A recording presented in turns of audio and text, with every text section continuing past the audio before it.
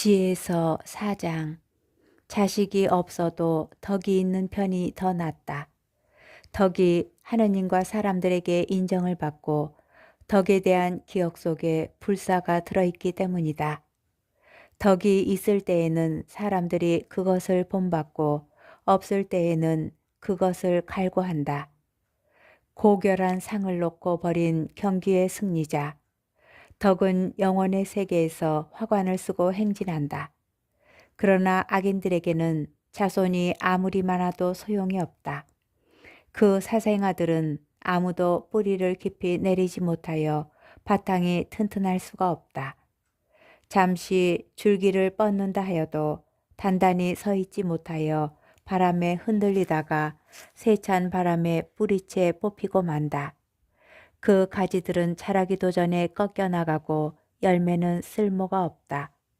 익지 않아 먹지 못하고 달리 쓸 데도 없다. 부정한 잠자리에서 생겨난 자식들은 재판 때에 부모가 저지른 죄악의 증인이 된다. 의인의 요절과 악인의 장수. 의인은 때 이르게 죽더라도 안식을 얻는다. 영예로운 나이는 장수로 결정되지 않고 살아온 횟수로 셈해지지 않는다. 사람에게는 예지가 곧 백발이고 티 없는 삶이 곧 원숙한 노년이다.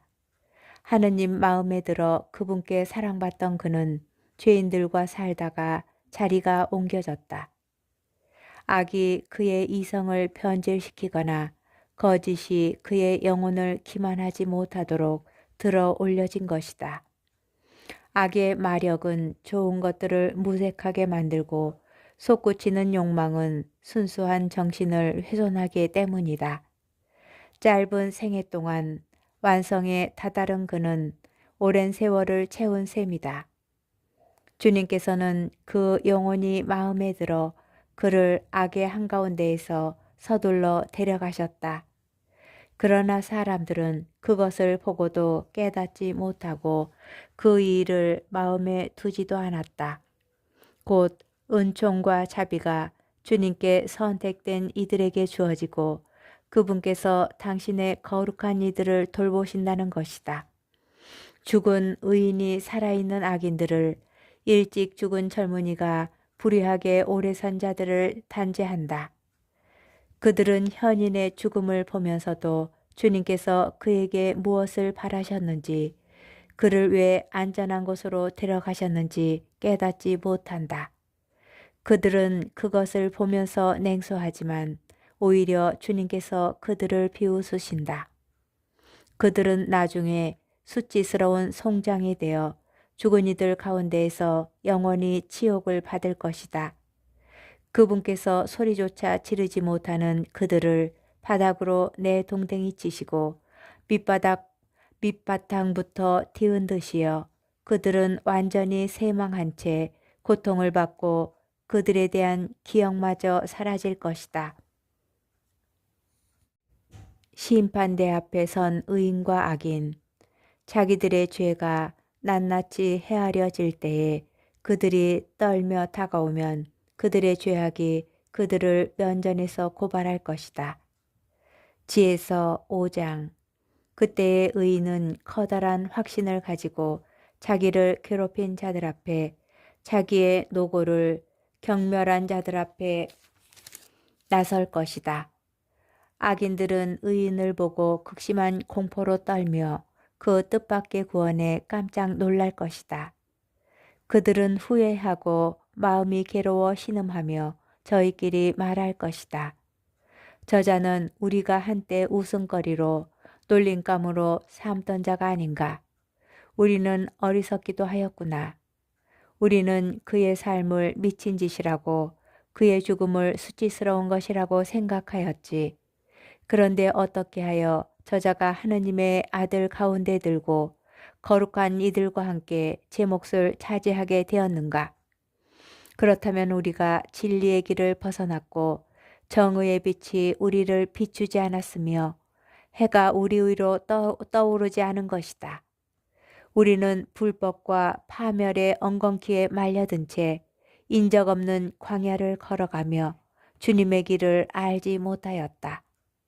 우리의 자존심이 무슨 소용이 있었으며 자랑스럽던 그 큰 재산이 우리에게 무슨 이득이 있었는가? 그 모든 것은 그림자처럼 지나가는 소문처럼 사라져 버렸다. 그것은 배가 높은 물결을 헤치고 갈 때와 같다. 한 번 지나가면 자취를 찾을 수 없고 파도 속에 용골이 지난 흔적도 없다. 또 새가 창공을 날아갈 때와 같다. 그것이 지나간 자리는 다시 찾을 수 없다.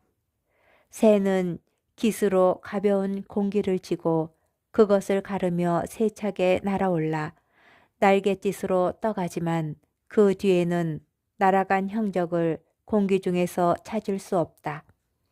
또 화살이 표적을 향하여 날아갈 때와 같다. 공기가 갈라졌다 곧바로 다시 합쳐져 날아간 길을 아무도 알지 못한다.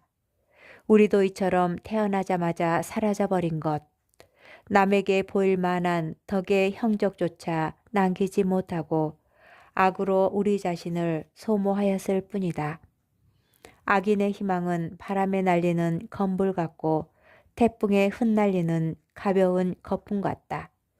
그것은 바람 앞에 연기처럼 흩어지고 단 하루 머물렀던 손님에 대한 기억처럼 흘러가 버린다. 의인들이 받을 영광. 그러나 의인들은 영원히 산다.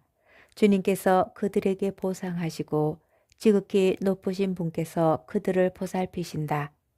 그러므로 그들은 주님의 손에서 영화로운 왕관을 받고 아름다운 머리띠를 받을 것이다.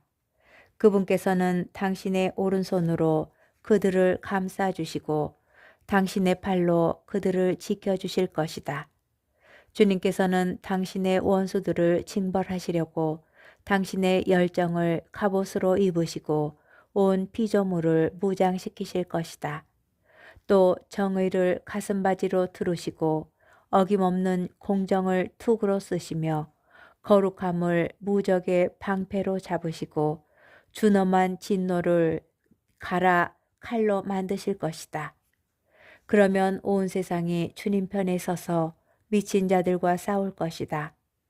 잘 겨냥된 번개가 화살처럼 날아가는데 잘 당긴 활에서 튀어나가듯 표적을 향해 구름에서 튀어나가고 분노에 찬 우박들이 투석기에서처럼 쏟아지며 바닷물이 그들을 향해 몰아치고 강물이 그들을 가차없이 덮칠 것이다.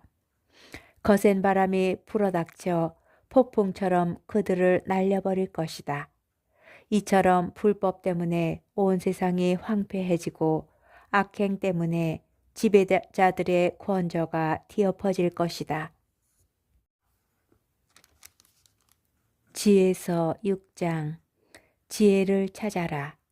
임금들아 들어라. 그리고 깨달아라. 세상 끝까지 통치하는 자들아 배워라. 많은 백성을 다스리고 수많은 민족을 자랑하는 자들아 귀를 기울여라. 너희의 권력은 주님께서 주셨고 통치권은 지극히 높으신 분께서 주셨다. 그분께서 너희가 하는 일들을 점검하시고 너희의 계획들을 검열하신다. 너희가 그분 나라의 신하들이면서도 올바르게 다스리지 않고 법을 지키지 않으며 하느님의 뜻을 따르지 않았기 때문이다. 그분께서는 지체 없이 무서운 모습으로 너희에게 들이닥치실 것이다. 정령 높은 자리에 있는 자들은 엄격한 심판을 받을 것이다. 비천한 이들은 자비로 용서를 받지만 권력자들은 엄하게 재판을 받을 것이다. 만물의 주님께서는 누구 앞에서도 움츠러 들지 않으시고 누가 위대하다고 하여 어려워하지도 않으신다. 작거나 크거나 다 그분께서 만드셨고 모두 똑같이 생각해 주신다. 그러나 세력가들은 엄정하게 심리하신다. 그러니 군주들아 내가 너희에게 하는 말을 듣고 지혜를 배워 탈선하는 일이 없도록 하여라. 거룩한 것을 거룩하게 지키는 이들은 거룩한 사람이 되고 거룩한 것을 익힌 이들은 변호를 받을 것이다. 그러므로 너희가 나의 말을 갈망하고 갈구하면 가르침을 얻을 것이다. 지혜는 찾기 쉽다. 지혜는 바래지 않고 늘 빛이 나서 그를 사랑하는 이들은 쉽게 알아보고 그를 찾는 이들은 쉽게 발견할 수 있다. 지혜는 자기를 갈망하는 이들에게 미리 다가가 자기를 알아보게 해준다. 지혜를 찾으러 일찍 일어나는 이는 수고할 필요도 없이 자기 집 문간에 앉아 있는 지혜를 발견하게 된다. 지혜를 깊이 생각하는 것 자체가 완전한 의지다. 지혜를 얻으려고 깨어있는 이는 곧바로 근심이 없어진다. 지혜는 자기에게 막가진 이들을 스스로 찾아 돌아다니고 그들이 다니는 길에서 상냥하게 모습을 드러내며 그들의 모든 생각 속에서 그들을 만나준다.